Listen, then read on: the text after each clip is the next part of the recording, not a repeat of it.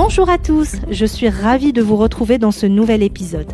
Biomédicalement Vôtre, la juste prescription des examens biologiques, c'est le podcast qui aide les professionnels de santé à anticiper les risques et à cultiver les bonnes pratiques liées à la prescription des examens de biologie. Je suis Abla, biologiste médicale, et cette semaine, nous retrouvons Laura, généraliste à Paris, qui a une question qui vous parlera peut-être. Bonjour, je reçois un patient de 41 ans. Je découvre pendant l'interrogatoire que son père a eu un cancer de l'estomac. Quelle démarche suivre ?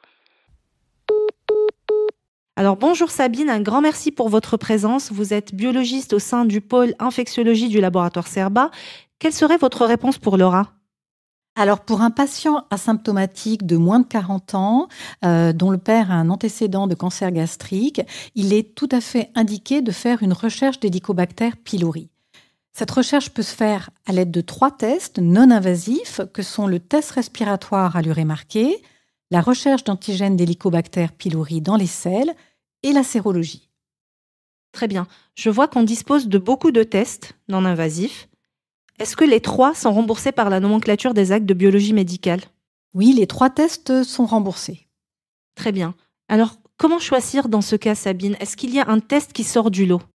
Alors le test qui présente les meilleures performances en termes de sensibilité et de spécificité, c'est le test respiratoire à l'urée marquée, suivi de la recherche d'antigènes pylori dans les selles, et enfin la sérologie.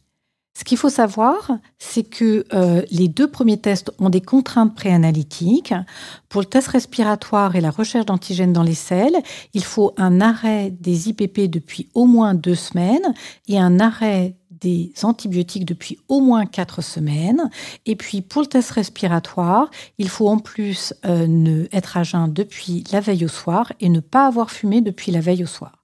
C'est la raison pour laquelle la sérologie peut être réalisée chez un patient qui ne peut pas arrêter les IPP. Très bien. Et en cas de positivité d'un de ces tests, quelle est la suite ? Alors la suite, c'est la réalisation d'une gastroscopie par un gastro-entérologue qui va permettre la réalisation de biopsies à visée anatomopathologique et de biopsies à visée bactériologique. Donc on fera une PCR avec recherche de la résistance à la clarithromycine pour un patient naïf de tout traitement et puis pour un patient qui a des antécédents de traitement pour une infection par Helicobacter pylori, on réalisera une culture avec un antibiogramme. Alors, on dispose de plusieurs tests non invasifs pour le patient de Laura, qui est jeune, asymptomatique et qui a des antécédents familiaux de cancer gastrique. Est-ce le cas pour tous les patients ? Non, ce n'est pas le cas. Pour les patients de plus de 40 ans qui présentent une symptomatologie digestive haute, il est recommandé de faire d'emblée une gastroscopie avec réalisation de biopsie pour la recherche d'Helicobacter pylori par bactériologie ou par PCR, et puis pour la réalisation de biopsies à visée anatomopathologique. Donc Sabine, in fine, quel est le risque avéré pour ces patients ? Alors pour un patient infecté par Helicobacter pylori, ce qu'il faut savoir, c'est que 80% de ces patients vont rester complètement asymptomatiques tout au long de leur vie. 10% vont développer un ulcère duodénal, à peu près 5% vont développer un ulcère gastrique, et enfin, il peut y avoir une complication qui est rare, qui est le cancer gastrique, dans à peu près 1% des cas. Très bien. Donc, si je récapitule bien, pour le diagnostic d'une infection par Helicobacter pylori chez un sujet asymptomatique avec antécédents familiaux, nous disposons de tests non invasifs qui sont le test respiratoire à l'urée, la sérologie et la recherche des antigènes dans les selles. En cas de positivité d'un de ces tests, on passe à la gastroscopie avec une culture ou une PCR. Oui, c'est tout à fait ça. Alors, c'est le moment de la question rituelle. Avez-vous, Sabine, un point de vigilance ou un chiffre clé à donner à nos auditeurs ? Alors, le chiffre clé, c'est la réalisation en France de 600 000 gastroscopies par an pour recherche d'Helicobacter pylori, ce qui est un chiffre conséquent, et la mise sous traitement potentiel de 200 000 patients. Et le point de vigilance, c'est le fait de devoir faire un contrôle d'éradication post-traitement qui se fait par 2 tests possiblement, le test respiratoire à l'urée marquée ou la recherche d'antigènes d'Helicobacter pylori dans les selles. Donc pas de sérologie ?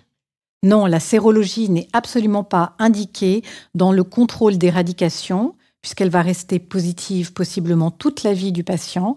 Il ne faut jamais faire de sérologie chez un patient qui a des antécédents de traitement pour une infection par Helicobacter pylori. Eh bien, un grand merci Sabine d'avoir été parmi nous et d'avoir partagé votre expérience. Merci à vous. Vous souhaitez suivre nos actualités ?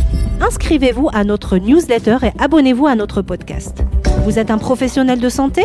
Vous vous posez une question ? N'hésitez pas aussi à nous écrire à biomédicalementvôtre@lab-serba.com. Nous tâcherons d'y répondre dans un prochain épisode. À bientôt!